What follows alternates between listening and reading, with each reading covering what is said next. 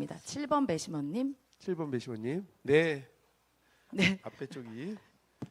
그럼 아까 손을 들으셨던 아까 손 한번 들으셨던 1번 배심원님께서 질문 주시면 감사하겠습니다. 예, 안녕하십니까? 예, 시민정책 배심원으로서 질문이 많은데요. 일단 질문 하나만 드리도록 하겠습니다.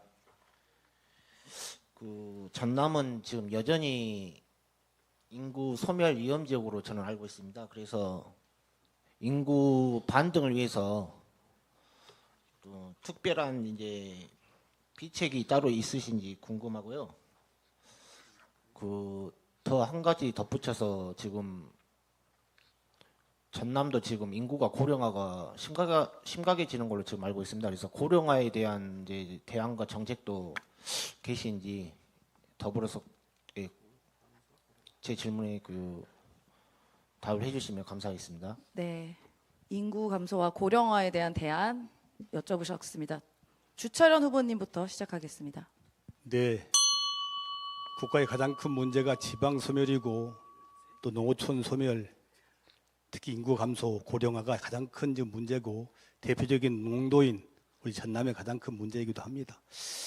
저는 농어촌 소멸을 막는 것이 전남이 사는 길이고 또 통합시가 지속 가능하다고 생각해서 어쨌든 좋은 일자리 많이 만들 때 신산업 위주로 또 이 인센티브를 잘 활용을 해서 농어촌 소멸을 막고 또 균형 발전해야 된다 이렇게 계속 주장을 해왔습니다.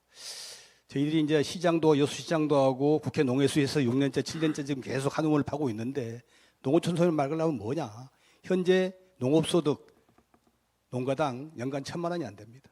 그래서 결국은 농업소득 외에 다른 소득을 올릴 수 있게 해줘야 됩니다. 그것이 영농형 태양광이고요. 지금 법이 만들어지고 있습니다. 또 햇빛연금, 바람연금 이런 걸 통해서 농업의 소득을 올릴 수 있어야만이 젊은이들이 애 키우면서 살아갈 수가 있습니다. 그것이 근본적인. 네. 민영배 후보님 바로 부탁드리겠습니다. 네, 정말 아픈 질문이고 매우 중요한 과제입니다. 소득, 정주 여건 개선 이 두 가지가 핵심 정책이 될 겁니다. 소득은 지금 주철현 후보님께서도 말씀하셨지만 농업소득이 지금 지난 8년 사이에 경북에 비해서 60% 수준으로 떨어졌습니다. 농업정책의 실패가 그대로 나타나고 있습니다. 이 농업정책을 전면적으로 전환해서 농민들이 수산정책도 비슷합니다마는 농어민들이 소득을 올리도록 하는 것, 그래서 농촌, 어촌에 와서 살 수 있도록 하는 게 1번입니다. 그렇게 하기 위해서 지금 정주 여건을 개선해야 하는데 정주 여건은 교육, 의료, 복지 이런 것들이 복합적으로 돌아갑니다. 이건 조금 더 정밀한 대책이 필요합니다. 고령화 대안은 고연령층을 어떻게 하면 생산적으로 활용할 수 있을까에 초점이 맞춰져야 한다고 봅니다.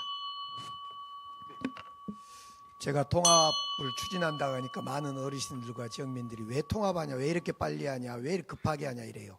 근데 그분들이 항상 저에게 뭐라고 했냐면 제발 청년 일자리 좀 만들어주라, 기업 투자 좀 만들어주라, 소멸되지 않게 만들어주라 라고 했던 분들이 저한테 왜 이렇게 빨리 하냐, 통합하냐 그래요. 답을 갖고 계신 분들이. 사실은 저는 이번 특별법을 그래서 청년 일자리 특별법이다 이렇게 불렀는데요. 영광은 7년째 지금 출산율이 1위입니다. 왜냐하면 영광에 돈이 좀 있습니다. 한 700억 영광 원전에서 지원금이 되니까 막 1,000만 원씩 줘버립니다. 곡성을 가봤더니요 1년에 한 300명이 늘었답니다. 최근에. 왜냐하면 농촌 기본수당 때문에 45만 원 주는 것 때문에. 결국은 소득이 있거나 같은 이야기입니다만 일자리가 있으면 옵니다. 그걸 해보자고 이 복잡하고 지금 힘든 통합을 해본 겁니다.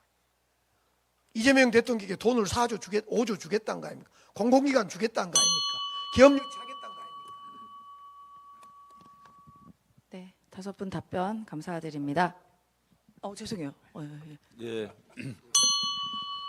예, 전라남도는 학교 출산율 전국 1위입니다. 그래서 이 서구형으로 출생 기본소득을 매월 20만 원씩 18세가 될 때까지 지원하고 있고 공공산후조리원을 만들어 가지고 굉장히 싼가 저렴한 비용으로 공공산후조리원을 이용할 수 있게 해주고 있습니다.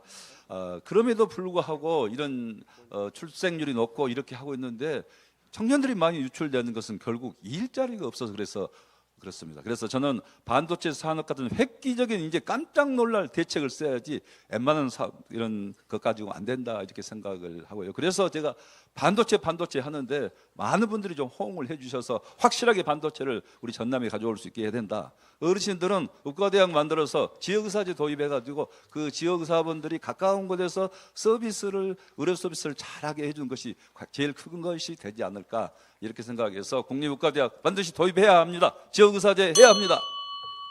네, 신정훈 후보님 답변 부탁드립니다. 반도체 산업으로 인구 감소를 막는다. 참 장밋빛 청사진 좋습니다.